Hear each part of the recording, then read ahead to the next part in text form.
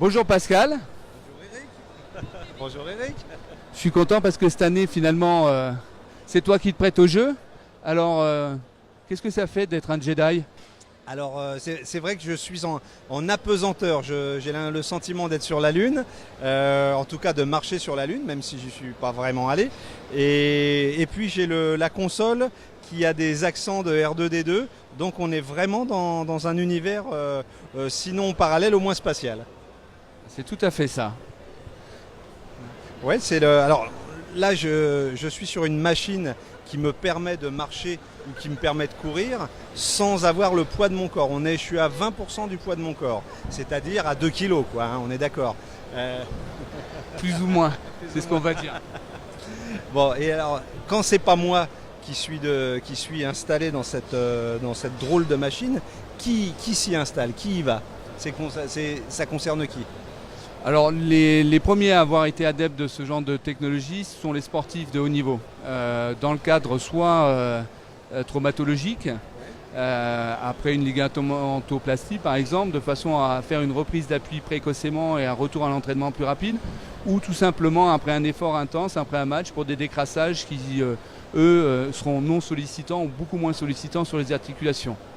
Alors oui, ce qui est étonnant, c'est qu'on avait l'habitude de travailler en tant que sportif avec des poids additionnels, avec des sangles et des poids à tirer. Là, du coup, on allège le poids, on a quasiment plus rien parce qu'on peut arriver à 10 voire à 2% de son poids. Quand on parlait d'un sportif de haut niveau, là on évoquait tout à l'heure Nabil Fekir qui a eu des problèmes de genoux, donc il a travaillé sur cette machine pour revenir plus rapidement.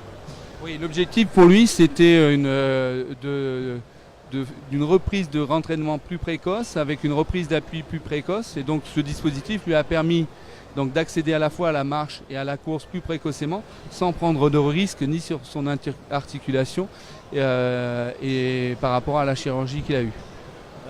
Là, le contrôle de poids, évidemment, on pense aux personnes en surcharge pondérale, hein, en obésité. Oui. Je suppose que c'est une machine qui va les concerner directement. Alors tu as tout à fait raison, c'est des dispositifs qu'on utilise dans des centres dédiés aux obèses parce qu'on peut à ce moment-là, par l'allègement du poids de corps, les remettre à l'entraînement ou réentraînement, là où pour eux c'était inaccessible. Mais il n'y a pas que les obèses. Alors il y a qui d'autre du coup? Tous les gens qui souffrent qui ont un besoin de neurorééducation, par exemple après un accident vasculaire cérébral, les hémiplégiques, les blessés orthopédiques également ou traumatiques. On met aussi les blessés médulaires et puis de plus en plus de gens qui veulent s'entraîner dans un effort moindre et moins traumatisant vis-à-vis de leur articulation. L'active-aging par exemple sur les personnes arthrosiques, on sait que l'arthrose aujourd'hui n'est pas une contre-indication à l'entraînement ou au renforcement. Ces dispositifs le permettent sans douleur. Bon, donc du médical, du sportif. Qu'est-ce qu'on propose? Et du Pascal aussi. Et qu'est-ce qu'on propose à nos visiteurs qui sont des gens du fitness?